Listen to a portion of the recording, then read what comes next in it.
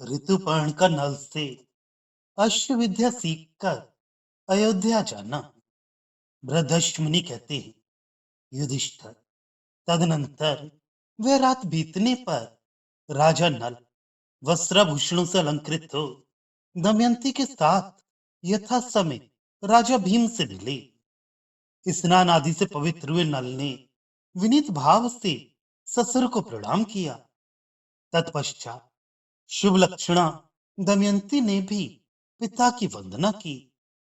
राजा भीम ने बड़ी प्रसन्नता के साथ नल को पुत्र की भांति अपनाया और नल सहित पतिव्रता दमयंती का यथा योग्य आदर सत्कार करके उन्हें आश्वासन दिया। राजा नल ने उस पूजा को विधि पूर्वक स्वीकार करके अपनी ओर से भी ससुर का सेवा सत्कार किया। तदनंतर विदर्भ नगर में राजा नल को इस प्रकार आया देख हर्षोल्लास में भरी हुई जनता का महान आनंद जनित कोलाहल होने लगा।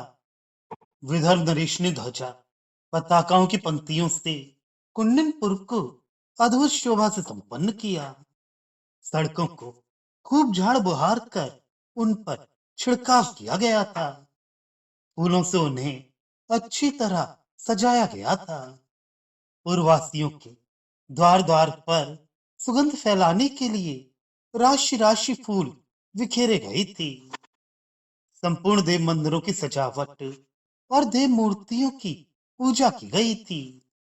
राजा ऋतुपर्ण ने भी जब ये सुना कि वाहक के वेश में राजा नल ही थे और अब वे दमयंती से मिले हैं, तब उन्हें बड़ा हर्ष हुआ।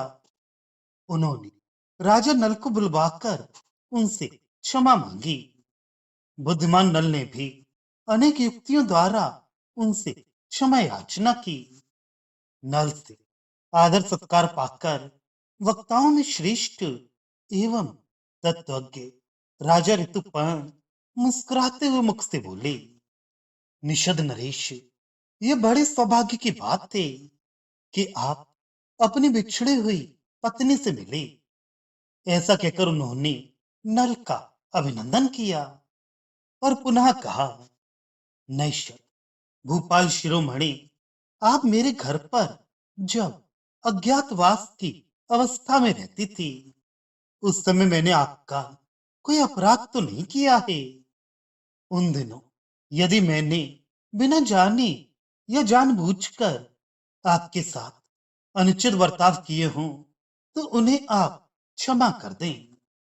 नल ने कहा, राजन, आपने मेरा कभी थोड़ा सा भी अपराध नहीं किया है, और यदि किया भी हो तो उसके लिए मेरे हृदय में क्रोध नहीं है। मुझे आपके प्रत्येक बर्ताव को क्षमा ही करना चाहिए।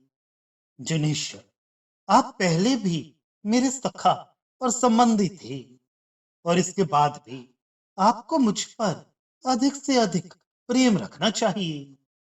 राजन, मेरी समस्त कामनाएं यह अच्छी तरह पूर्ण की गई, और इसके कारण मैं सदा आपके यहाँ सुखी रहा। महाराज, आपके भवन में मुझे जैसा आराम मिला, वैसा अपने घर में भी नहीं मिला। आपका विज्ञान मेरे पास धरोहर के रूप में पड़ा है। राजन, यदि आप ठीक समझें तो मैं उससे आपको देने की इच्छा रखता हूँ। ऐसा कहकर निषद राज नल ने ऋतुपर्ण को अश्व विद्या प्रदान की। युधिष्ठिर, ऋतुपर्ण ने भी शास्त्रीय विधि के अनुसार उनसे अश्व विद्या ग्रहण की।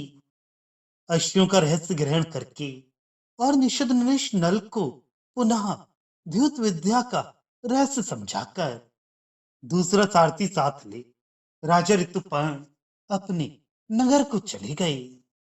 राजन, ऋतुपर्ण के चले जाने पर राजा नल कुंडनपुर में कुछ समय तक रहे। वह काल उन्हें थोड़े समय के समान ही प्रतीत हुआ।